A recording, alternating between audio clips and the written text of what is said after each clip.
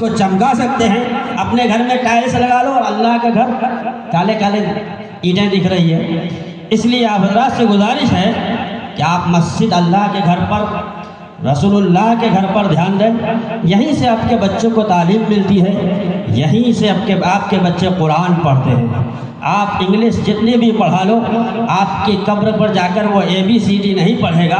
اگر سورہ فاتحہ یاد ہے اور اس نے محبت سے پڑھ کر آپ کی قبر پر ایصال ثواب کر دیا تو مان لو کہ پورے قرآن کا ثواب اللہ عطا فرما دے گا. آپ ایسے جگہوں کی حفاظت بھی کیجیے اور اس کا احترام بھی کیجیے.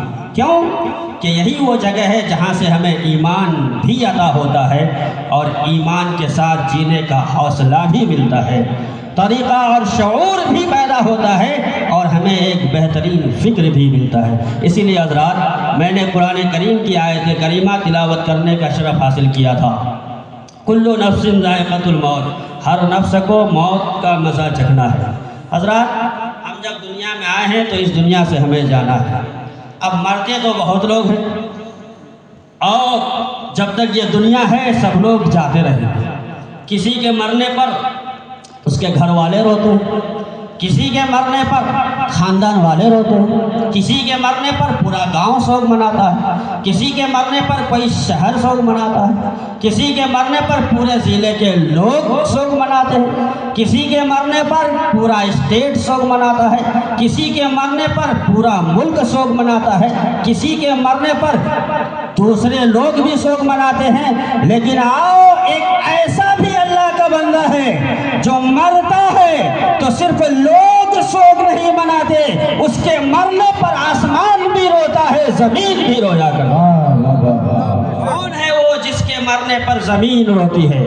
وہی انسان ہے جو 5 وقتہ نماز ادا کرتا ہے، وہی انسان ہے جو قرآن کی تلاوت کرتا ہے، وہی انسان ہے زمین پر چل رہا ہے، نبی پر درود بھیج رہا ہے، سو رہا ہے، بستر پر ہے کلمہ پڑھ رہا ہے، اب سفر میں ہے تو درود پڑھ رہا ہے، کھیت میں ہے تو کلمے کا ذکر کر رہا ہے. یعنی ہر لمحہ اللہ اس کے رسول کی یاد میں ماحول مستغرق رہتا ہے، 5 وقت کی نماز بھی پڑھتا ہے. اور جب وہ مرتا ہے تو یہ زمین کہتی ہے اے مولا تو نے ایسے بندے کو میرے سینے سے چھین لیا ہے جو 5 وقت تیرے نام کا میرے سینے پر سجدہ کیا کرتا تھا. نعرہ تکبیر، نعرہ رسالت، مسلک اعلیٰ حضرت، جشن عید میلاد النبی، نعرہ تکبیر.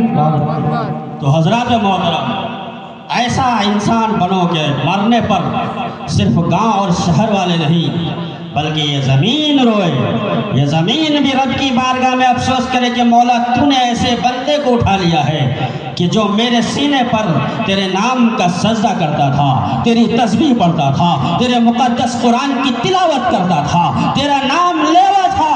زمین یہ کہہ کر رویا کرتی ہے. افسوس ہے اللہ نے ہمیں ایمان دی، اسلام عطا فرمایا، لیکن آج ہمارا کام کیا ہے؟ آج ہماری مسجدیں ویران ہے، ہم جھوٹوں کی محفل سجا لیتے ہیں، ہم یہاں وہاں بیٹھ کر غیبت کر لیتے ہیں، چغل خوری میں اپنا دن گزار دیتے ہیں. اے مسلمانوں سنو سنو، تمہیں یہاں سے مر کر اللہ کی بارگاہ میں جانا ہے، اپنے کیے ہوئے کا حساب دینا ہے. وہ رب کائنات جو قرآن کے اندر ارشاد فرماتا ہے وَمَن يَعْمَلْ مِثْقَالَ ذَرَّةٍ خَيْرًا يَرَهُ وَمَن يَعْمَلْ مِثْقَالَ ذَرَّةٍ شَرًّا يَرَهُ. تمہارے پاس اگر ذرہ برابر بھی نیکی ہوگی قیامت کے دن وہ بھی دکھایا جائے گا، اور تمہارے پاس اگر ذرہ برابر برائی ہوگی وہ بھی قیامت کے دن تمہارے سامنے ہوگا. وہاں چھپنے کی جگہ نہیں ہوگی، وہاں کسی پیڑ کے پیچھے چھپ کر آپ اپنے آپ کو چھپا نہیں سکتے، بلکہ وہ حشر کا میدان ہوگا. وہاں آپ کو اپنے کیے ہوئے کا حساب دینا ہوگا. وہ رب کا بارگاہ ہوگا، تانبے کی زمین ہوگی، سر پر سورج ہوگا. بتاؤ ایسے وقت میں تم اپنے رب کو کیسے حساب دو گے؟ ایسے وقت میں تم اپنے رب کے سامنے منہ کیا دکھاؤ گے؟ 60 سال کی زندگی گزر جاتی ہے، چہرے پر داڑھی نہیں سج پاتی. 70 سال کی زندگی گزر جاتی ہے، مسجد کی حاضری نہیں لگ پاتی. 80 سال کی زندگی گزر جاتی ہے، قرآن کی تلاوت نہیں آتی. 90 سال کی زندگی گزر جاتی ہے، ہم اپنے رب کا کلمہ نہیں پڑھ پاتے ہیں. ذرا سوچو جب کل قیامت قائم ہوگی ایک اللہ کے ولی ہیں جن کا نام حضرت حاتم اسم رحمۃ اللہ علیہ ہے. وہ اللہ کے مقرب بندے آبادی سے دور رہ کر جنگلوں میں جا کر اللہ کی عبادت کر رہے ہیں, اللہ کی عبادت کر رہے ہیں. اسی شہر کا ایک رئیس شہر حضرت کی بارگاہ میں پہنچتا ہے اور پہنچنے کے بعد کہتا ہے, حضور میری بیٹی کی شادی ہے اور آپ کو میرے گھر دعوت کے لیے چلنا ہے, تشریف لے جانا ہے. حضرت اللہ کے ولی حضرت حاتم اسم فرماتے ہیں, میں آبادی سے دور رہ کر اللہ کی عبادت کر رہا ہوں, مخلوق کے درمیان مجھے نہیں جانا ہے, مجھے شہر کے اندر نہیں جانا ہے. میں تو یہاں جنگل میں اس لیے آ کر زندگی گزار رہا ہوں تاکہ اللہ اللہ کر سکوں, تاکہ میں رب کو یاد کر سکوں. رئیس شہر نہ کر رئیس شہر نے کہا, حضور یہ گناہگار خطاکار سیاہکار آپ کی بارگاہ تک آیا ہے, میری تمنا ہے, میری بیٹی کی تمنا ہے کہ آپ میری بیٹی کی شادی میں میرے دروازے تک تشریف لے چلیں. اللہ کے ولی حضرت حاتم اسم رحمۃ اللہ علیہ نے اس کی دعوت منظور کر لی, لیکن شرط یہ رکھ دی, میں تمہاری دعوت میں جاؤں گا تو صحیح, لیکن میری شرط یہ ہے کہ میرا دل جو کرے گا وہ کھاؤں گا, میرا دل جہاں چاہے گا وہاں بیٹھوں گا, میرا دل, اور میں تمہیں جو کچھ کہوں گا وہ تمہیں کرنا پڑے گا. اب حضرت حاتم اسم رحمۃ اللہ علیہ دعوت قبول فرما لی. 3 شرطوں کی بنیاد پر وہ تاریخ آ گئی, دن آ گیا, شہر کے لوگوں کو پتہ چلا کہ حاتم اسم رحمۃ اللہ علیہ تشریف لانے والے ہیں. حضرت حاتم اسم رحمۃ اللہ علیہ تشریف لانے والے ہیں. جس کو دعوت ملی جس کو نہ ملی, حضرت کی زیارت کے لیے سارے لوگ ٹوٹ پڑے, لوگوں کا جماوڑا ہو گیا. رئیس شہر کو انتظار تھا حضرت آئیں تو کھانا شروع ہو.